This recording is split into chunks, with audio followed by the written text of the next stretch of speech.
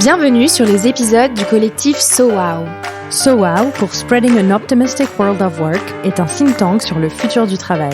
Nous explorons et accompagnons les problématiques humaines dans l'entreprise. Nous sommes Sophie, Delphine, Valentine et Léa, et notre mission est d'explorer les transformations du travail. Nous incarnons de nouvelles manières de collaborer. Nous diffusons ces nouvelles pratiques auprès des collaborateurs, des managers et des dirigeants. Nous fédérons toutes celles et ceux qui veulent réfléchir et agir pour le futur du travail. Notre signature ? Diffuser une vision optimiste du monde du travail. Faites avancer vos réflexions et vos actions avec nous.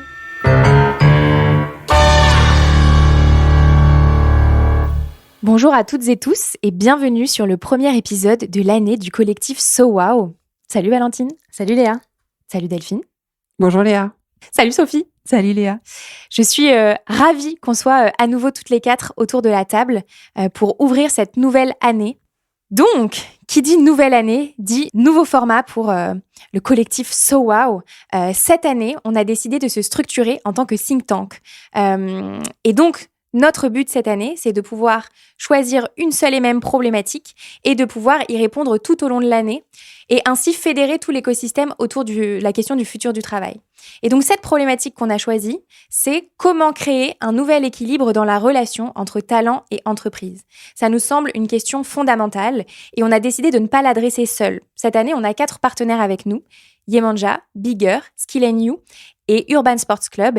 Et on va vous présenter la manière dont on va adresser cette problématique ensemble. Mais peut-être, avant de vraiment rentrer dans ce vif du sujet-là, peut-être qu'on peut repartir des questions qu'on entend tous les jours, toutes les semaines, auprès de nos clients, de nos partenaires qui sont dirigeants des RH managers, parce que c'est vraiment de là qu'est née cette problématique clé.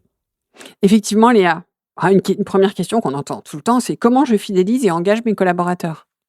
Moi, ce que j'entends au quotidien, c'est comment je comprends en tant que manager les nouvelles générations et comment je les engage dans mon projet. Ce qu'on entend aussi beaucoup, c'est quid de l'engagement et du surengagement, en fait. Comment on construit le juste engagement ? Comment on trouve le bon équilibre ? Moi, ce que j'ai beaucoup entendu aussi ces derniers temps, c'est est-ce que l'entreprise, elle doit être engagée ou non dans le sujet de la santé mentale et physique des collaborateurs ? Et j'entends aussi, moi, beaucoup la question de comment je peux être un meilleur manager pour engager mes collaborateurs, mais aussi pour prendre du plaisir dans mon rôle de manager. Ou bien côté entreprise, comment je fais en sorte d'avoir plus de managers ? Comment on peut revoir la relation entre le manager et le collaborateur ? Et puis d'un point de vue très pratico-pratique, c'est comment je recrute les bons talents, comment je fais en sorte qu'ils se sentent bien dans mon entreprise et pour les fidéliser et mener à bien ma mission. Et ce qu'on a aussi beaucoup, c'est au niveau plus macro, quel est aujourd'hui le rôle social et sociétal de l'entreprise qui évolue dans notre société. Et comment elle le délivre ? Absolument.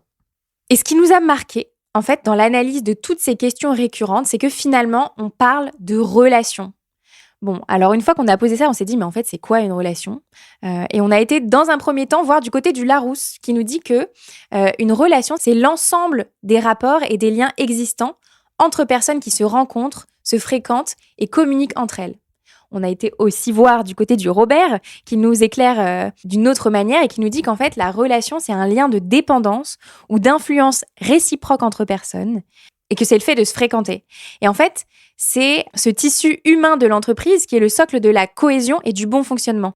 Alors toi, Valentine, qui est notre spécialiste en linguistique, est-ce que tu peux peut-être nous aider à mieux comprendre les enjeux de ces définitions-là ? Oui, en fait, ce qui est hyper intéressant avec le mot relation, c'est à quel point il est polysémique.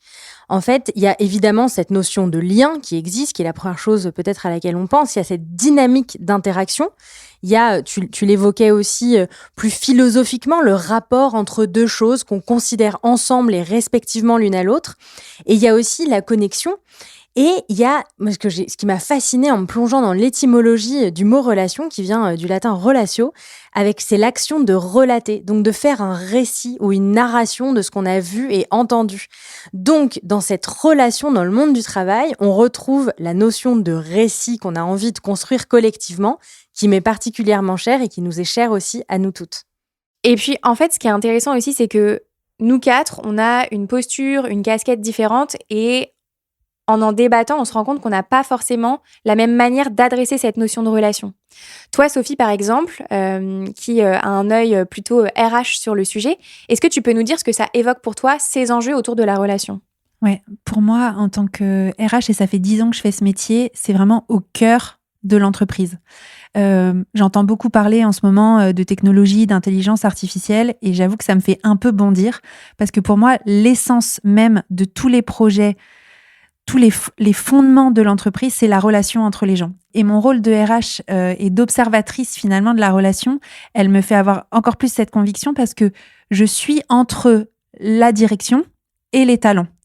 Et je vois bien que la direction me dit je comprends plus les nouvelles générations, et ce depuis 10 ans. C'est-à-dire que c'est pas forcément des nouvelles thématiques, mais c'est des thématiques récurrentes.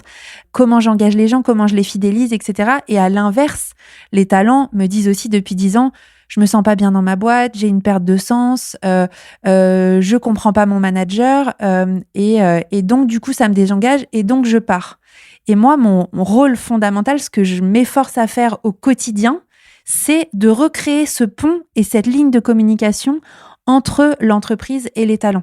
On voit bien qu'il y a aussi des directions d'entreprise qui parfois prennent des décisions structurantes autour de la rémunération, autour du lieu de travail, autour des politiques de télétravail dont on parle beaucoup. Et si elles n'arrivent pas à bien communiquer et donc à bien comprendre les attentes des collaborateurs, à bien comprendre ce qui a du sens pour les collaborateurs, en fait, les collaborateurs ne comprennent pas cette décision. Et inversement, quand les talents ont des attentes très spécifiques sur le télétravail, sur le cadre de vie, sur la mission de l'entreprise, sur tout un tas de choses, ils doivent aussi l'exprimer clairement auprès de la direction pour qu'elle puisse bien y répondre. Donc, pour moi, l'essence même d'une entreprise, ce n'est qu'un tissu de relations et il faut en prendre très grand soin. Pourquoi cette question est encore plus d'actualité aujourd'hui ? C'est que je trouve qu'avec beaucoup de technologie, beaucoup de transformation, on la perd un peu de vue alors que c'est l'essence même de ce qui se passe dans les boîtes. Voilà, ça c'est ma conviction et mon poste d'observation en tant que RH.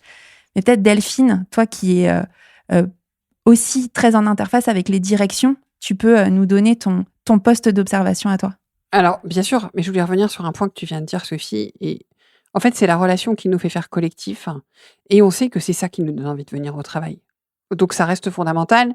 Et effectivement, technologie ou pas, ça reste le sujet phare. Et autre chose que tu as dit, Sophie, tu as parlé des managers. Et les managers, notamment les managers de première ligne, tout comme les dirigeants, sont au cœur de cette problématique relationnelle, puisque en fait, ils sont vraiment entre le besoin, les attentes des collaborateurs et celui de l'entreprise et leur rôle de manager. Et je vois que ce sont les premiers à être en quête de redéfinir la relation, de la réinventer. Et pour ça, une des pistes dont je parle d'ailleurs beaucoup dans mes conférences, c'est de pouvoir trouver quelle est la posture qu'ils ont envie d'avoir en tant que leader. Donc en fait, ça part de quel impact je veux avoir. Et tu en parlais, Léa, dans l'introduction. La relation, c'est aussi l'impact que j'ai sur l'autre. C'est à partir de ça, comment je développe ma connaissance de moi et comment je développe la connaissance de mes collaborateurs. Donc, ce sujet de la relation, il est au cœur des préoccupations des managers. Mais bien sûr, il nécessite aussi de bien entendre ce dont ont envie et besoin les collaborateurs. Et là-dessus, Léa, je te laisse partager avec nous. Exactement. C'est un grand sujet côté collaborateur et moi, je l'observe avec ma casquette d'accompagnante justement de talents qui sont désengagés et qui se demandent quelle vont être la suite de leur carrière.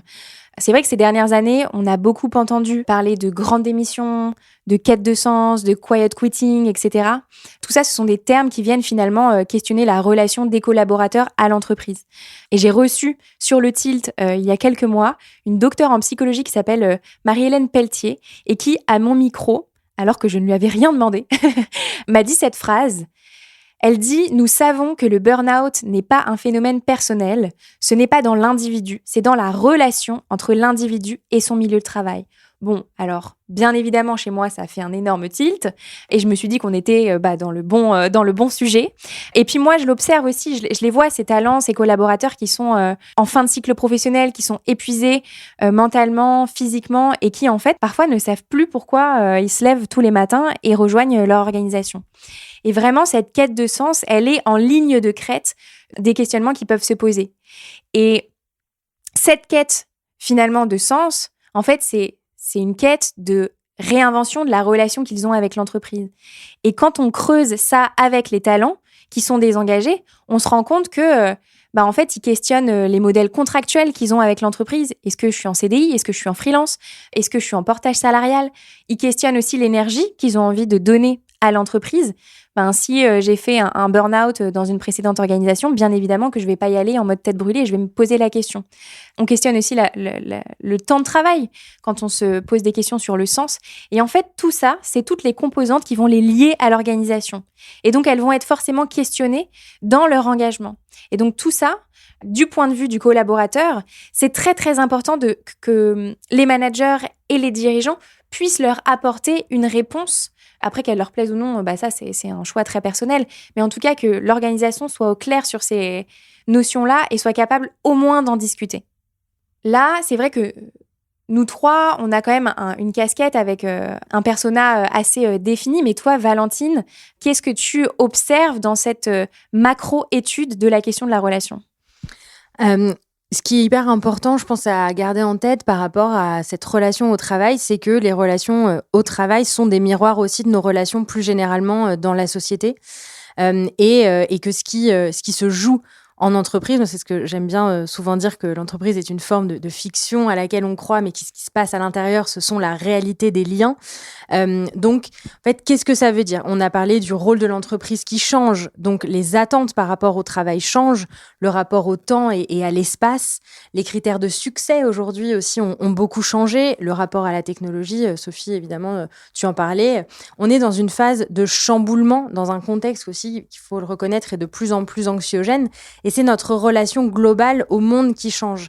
Et tout comme la polysémie du mot, en fait, nous amène à réfléchir à ce sujet de manière totalement globale, totalement 360, puisqu'on vient interroger la relation au travail, à l'entreprise, dans le travail. C'est une question qui est vraiment multiforme, parce qu'il y a une redistribution et une redéfinition aussi de nos priorités, avec des réalités économiques qui sont là, qui sont réelles. On a des modes et des modalités de travail qui ont changé. Et quelque part aussi, on a besoin de plus de simplicité, de se reconnecter à des choses plus essentielles, et on a besoin de connexion. Les questions qui viennent avec tout ça, c'est comment on s'adapte les uns aux autres, avec toutes les possibilités qui paraissent aussi accessibles, comment on s'aligne, comment on définit l'équilibre de chacun. Il y a quelque chose dont on a parlé tout ensemble quand on a défini cette problématique, c'était la force de l'intention et de la posture avec laquelle on entame cette réflexion. Et il y a un sujet qui est important aussi, qui est celui de la confiance. Comment on agit sur cette confiance, la confiance donc qu'on a les uns avec les autres, avec les gens avec qui on travaille et avec qui on fait société, puisque travailler, c'est faire société. La confiance entre l'entreprise et les personnes qui y travaillent. Encore une fois, tous les maillons, toute la chaîne en fait que représente tout ça. Ce dont on a besoin, c'est de définir un projet commun. On est là-dedans au cœur de nos préoccupations contemporaines et il y a un vrai choix qu'on doit tous faire, à la fois individuellement et collectivement, par rapport à tous les enjeux qui sont aujourd'hui. Et en fait, cette notion de relation, elle est au cœur de tout ça. Il y a une notion qu'on n'a pas abordée et que tu viens de nous expliquer, Valentine, m'y fait penser. C'est qu'on a beaucoup parlé de relations au travail, à l'entreprise, entre les gens qui forment l'entreprise. Moi, quelque chose sur lequel j'interviens aussi beaucoup, notamment auprès de dirigeants, c'est la relation à soi. Parce qu'en fait, pour être bien dans une relation à l'autre, c'est essentiel d'être bien dans sa relation à soi-même, à sa posture, à son impact, comme tu disais Delphine, à sa mission de vie en tant que telle. Et ça, c'est vrai que c'est un vrai chantier qui peut faire peur, mais qui est, une fois qu'on décide de le démarrer, amène énormément de sens, amène énormément d'alignement et de positif dans la relation aussi aux autres. Absolument, c'est vraiment cette question à 360, encore une fois, la relation à soi, aux autres, au travail, à l'entreprise et au monde plus généralement. Et c'est quelque chose, je parlais sur le podcast il y a une semaine avec une directrice du learning d'un grand groupe, très très grand groupe de conseil.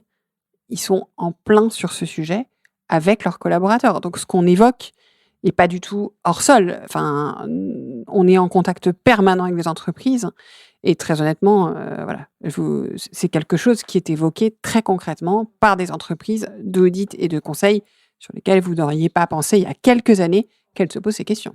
C'est l'éternel sujet de la réunification du soi personnel et du soi professionnel. Finalement, pouvons-nous être deux personnes? Pas sûres. Eh ben oui, c'est le fameux sujet entre vie pro, vie perso, Ouais. qui est une dichotomie qui existe telle. Mais ça serait un autre sujet. Dissocier l'homme de l'artiste. Oh Vous là là. avez 4 heures.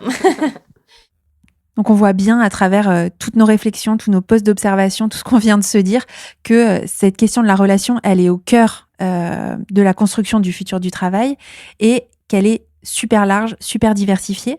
On a décidé de ne pas y réfléchir qu'à 4, mais vraiment d'ouvrir le cercle des personnes qui allaient réfléchir avec nous. Et donc, pour ça, on a cherché des partenaires qui sont des acteurs du futur du travail, qui ont des convictions sur ce sujet de la relation et qui aussi étaient intéressés par financer nos travaux, c'est important de le dire.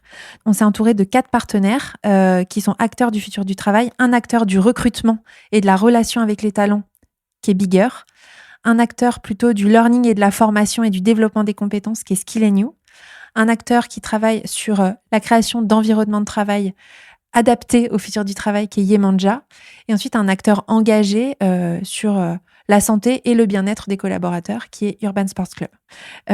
En quelques mots, peut-être, on peut les présenter. Delphine, tu peux nous présenter Bigger? Oui, alors ce qui est important, c'est qu'on a choisi des partenaires engagés, comme tu disais, dans le futur du travail, mais engagés tout court. Et Bigger, leur métier, c'est de mettre en relation les talents et les entreprises. Mais ce qui est important aussi de savoir, c'est que Bigger est une entreprise à mission. Et dans sa mission, il est écrit, voilà, il souhaite donner à chacun l'opportunité de se développer. Donc ça, j'imagine que vous voyez combien ça résonne avec notre travail. Favoriser la collaboration entre entreprises et talents. Donc on est au cœur de notre sujet. Promouvoir le statut d'indépendant. Ça, c'est aussi pouvoir accorder une liberté, une autre façon de regarder la relation au travail, tout en étant extrêmement attentif aux impacts sur l'environnement. Donc une vision assez complète de leur engagement. Valentine, peut-être que tu peux nous expliquer ce qui nous lie à Yemanja?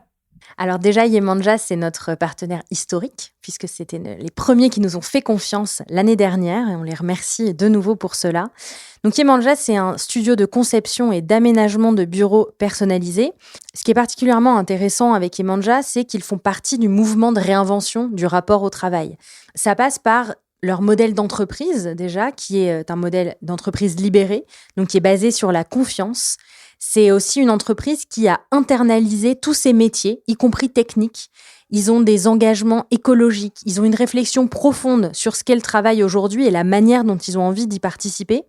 Il y a quelque chose de global dans l'approche de Yemanja qui résonne non seulement avec nous et notre nouveau modèle collectif chez SoWow, mais aussi plus largement avec les interrogations contemporaines du monde du travail et de la société. Donc c'est pour ça qu'on est extrêmement heureuse de travailler avec Yemanja. Léa, tu peux nous parler de Skill & You ? Tout à fait. Alors cette année, on a le plaisir de pouvoir collaborer également avec Skill & You.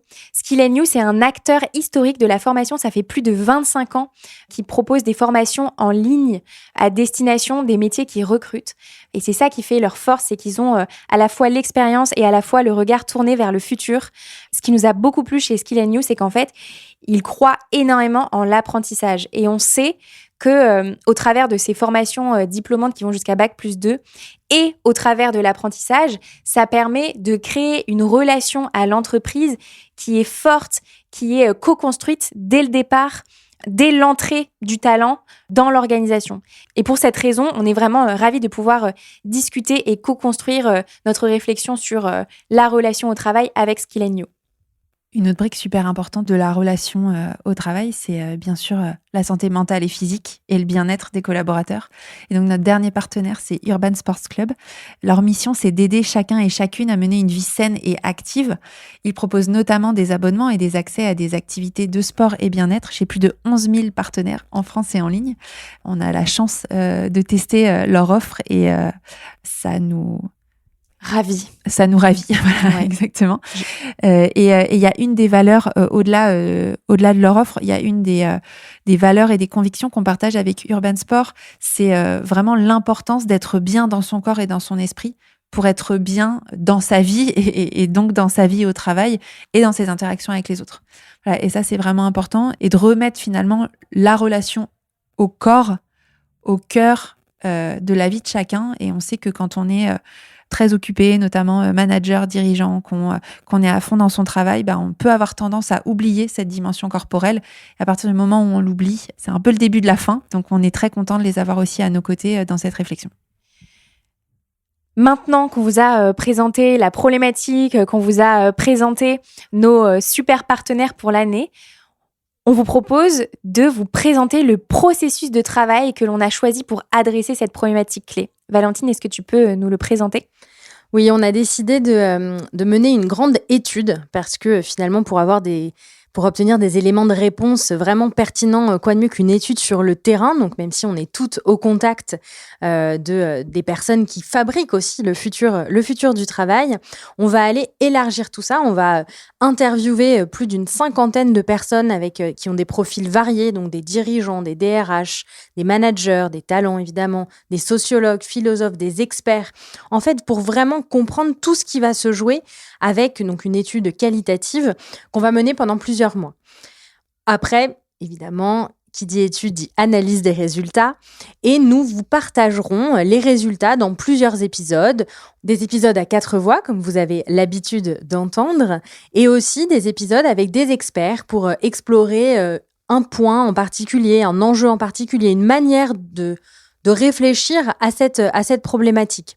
Le point d'orgue de tout ça, ce sera une conférence en novembre et nous vous invitons à nous laisser vos coordonnées via un lien que vous trouverez dans la description de l'épisode pour être tenu au courant, puisque évidemment l'idée de tout ça, l'idée de toutes ces réflexions, de toutes ces rencontres, c'est de partager tout ce qu'on va trouver, tout ce qu'on va découvrir et de trouver bien sûr des pistes d'action pour transformer ce monde, comme je disais précédemment, de réfléchir au monde plus global, à la société qu'on a envie de créer collectivement. Donc restez à l'écoute puisqu'il va y avoir beaucoup de contenu tout au long de l'année sur cette fameuse problématique, comment créer un nouvel équilibre entre talent et entreprise. Voilà, maintenant qu'on vous a présenté notre problématique, qu'on vous a présenté nos partenaires, qu'on vous a présenté notre processus de travail pour cette année, on vous invite à nous suivre tout au long des épisodes que l'on va vous proposer dans les mois qui arrivent. Vous pouvez nous suivre sur nos podcasts respectifs et bien sûr sur la page du collectif Sowo sur LinkedIn, vous avez le lien dans la description de l'épisode. Et moi je vous dis à bientôt. Merci Léa, à bientôt. Merci beaucoup pour votre écoute et à bientôt. À bientôt.